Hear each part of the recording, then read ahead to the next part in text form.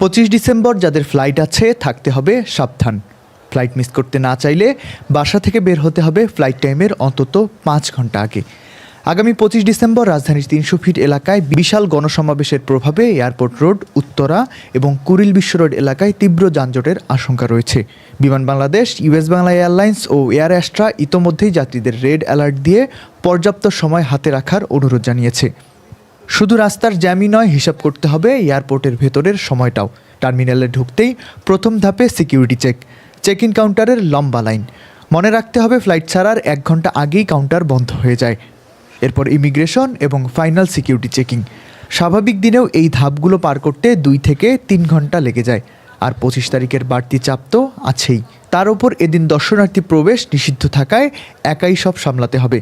তাই ঝুঁকি না নিয়ে অন্তত 5 ঘন্টা হাতে রেখে বের হন।